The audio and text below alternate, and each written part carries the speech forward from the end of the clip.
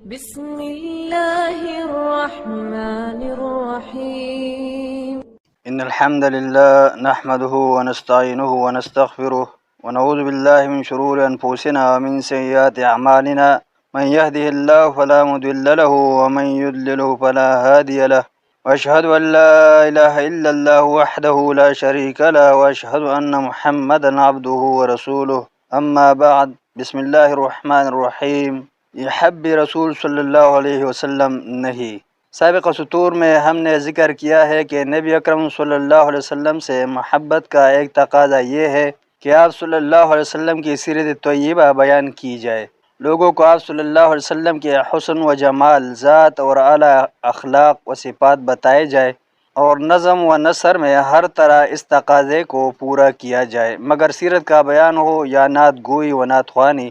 نبی کریم صلی اللہ علیہ وسلم کو آپ صلی اللہ علیہ وسلم کی اصل مقام و مرتبہ سے بلند کر کے خود نبی اکرم صلی اللہ علیہ وسلم کے ارشاد لا تطہرونی، مجھے میرے مقام سے اونچا نہ اٹھاؤ، کی نافرمانی نہ کی جائے، جبکہ شعراء اور خصوصاً نعت خوانوں کا ایک ٹولہ اس گناہ کو ثواب سمجھ کر بڑے دھڑلے سے سرانجام دے رہا ہے، جن میں سے بعض کے چند نعتی اشعار ہم نے آپ کی خدمت میں پیش بھی کر دیے ہیں.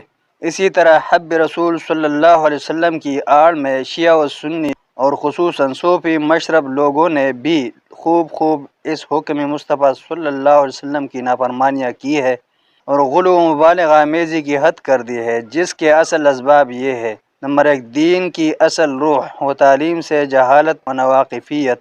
نمبر 2، خواہشات و ہوائے نفس کی پیروی. نمبر 3، موضوع و من گڑت روایات پر اعتماد.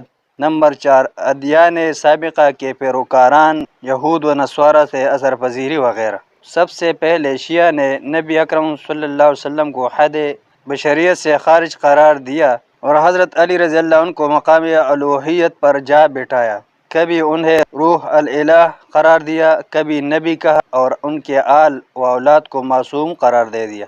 غلو و مبالغہ کا دروازہ اگرچہ شیعہ نے کھولا، مگر صوفی منش اہل سنت بھی ان سے پیچھے نہ رہے، بلکہ علامہ ابن خلدون نے وحدت الوجود کے باطل عقیدے کو رد کرتے ہوئے تشیع اور تعصب کا قریبی نعتہ بیان کیا ہے، اور قطب، ابدال اور نقبہ کے بارے میں مشترکہ شیعہ و صوفی موقف ذکر کیا ہے.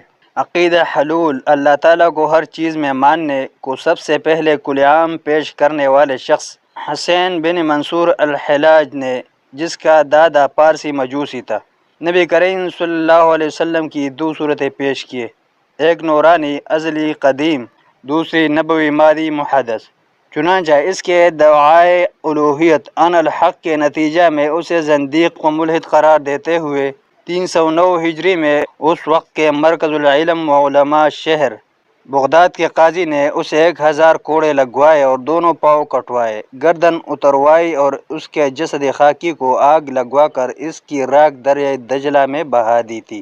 اس حلاج نے اپنی بہت سے اشعار میں اپنے اندر اللہ تعالیٰ کے حلول کر جانے اور نبی صلی اللہ علیہ وسلم کو آپ صلی اللہ علیہ وسلم کے اصل مقام سے اونچا اٹھا لے جانے کی گستاخیاں کی ہے، لیکن اہل بغداد ائمہ علماء نے جس شخص کو بالاجماع دجال و ساحر اور زندیق و ملحد قرار دے کر سزائے موت دی تھی، صوفی گروہ کے اکثر لوگ آج بھی اسے ولی اور اس کی موت کو موت شہادت مانتے ہیں. یہی یا اس کے قریب ہی صوفیوں کے شیخ اکبر کبریت احمر محی الدین ابن عربی کے نظریات بھی ہے. اور یہ حب مصطفیٰ صلی اللہ علیہ وسلم نہیں، بلکہ یہ تو آپ صلی اللہ علیہ وسلم کی شان میں گستاخی اور ناموس رسالت کے منافی امور ہے. یہاں یہ بات ذہن میں رکھنا ضروری ہے کہ یہ ابن عربی صوفی تھا، جبکہ امام ابن العربی ایک بہت بڑے محدث و فقیہ تھے. پہلے کا نام الف لام تعریف سے خالی ہے، جبکہ دوسرے نام سے پہلے الف لام تعریف موجود ہے. یہ کہا کہ نصرت مصطفیٰ صلی اللہ علیہ وسلم ہے. اسی طرح نصرت مصطفیٰ صلی اللہ علیہ وسلم کے اظہار کا جو طریقہ بعض لوگ اپنا لیتے ہیں، گراؤ جلاؤ، توڑ پھوڑ، آتش زنی، تخریب کاری اور قتل و غارت، یہ کہا کہ محبت ہے، ورنہ امن و بے ضرر انداز سے دنیا کو اپنے غم و کرب کا پتہ ضرور دے.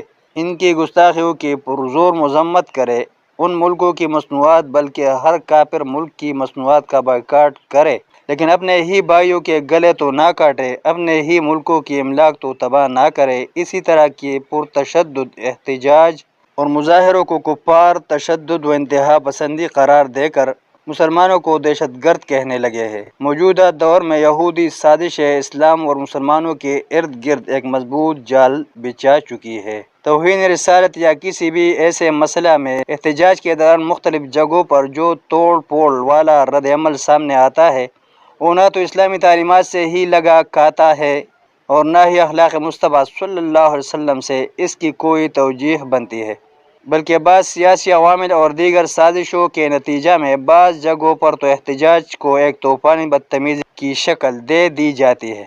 احتجاجی جلوس روانہ ہو جائے تو پھر اپنے راستے میں آنے والی ہر چیز کو خش و خشاک کی طرح بہائے روندے چلا جاتا ہے۔ گورنمنٹ یا نجی بس ہو، کسی کی نئی و قیمتی کار ہو یا موٹر سائیکل، اسے آگ لگانا اور اس کی توڑ پھوڑ کرنا شرکائے جلوس اپنا فرض سمجھتے ہیں۔ بھلا ان اشیاء کے مالکان کا کیا قصور ہے؟ آج کل کے احتجاجی جلوسوں اور ہڑتالوں میں اپنا ہی کروڑوں بلکہ اربوں کا نقصان کر دیا جاتا ہے، اور یوں ہم اپنے نقصان کے ساتھ ساتھ کافروں کو اپنا مذاق اڑانے کا موقع بھی مہیا کر دیتے ہیں۔ پرتشدد جلوسوں اور ہڑتالوں کی وجہ سے اسکولوں، کالجوں، دفتروں اور کارخانوں بلکہ تمام کاروباری اداروں میں بلا وجہ چھٹی ہو جاتی ہے۔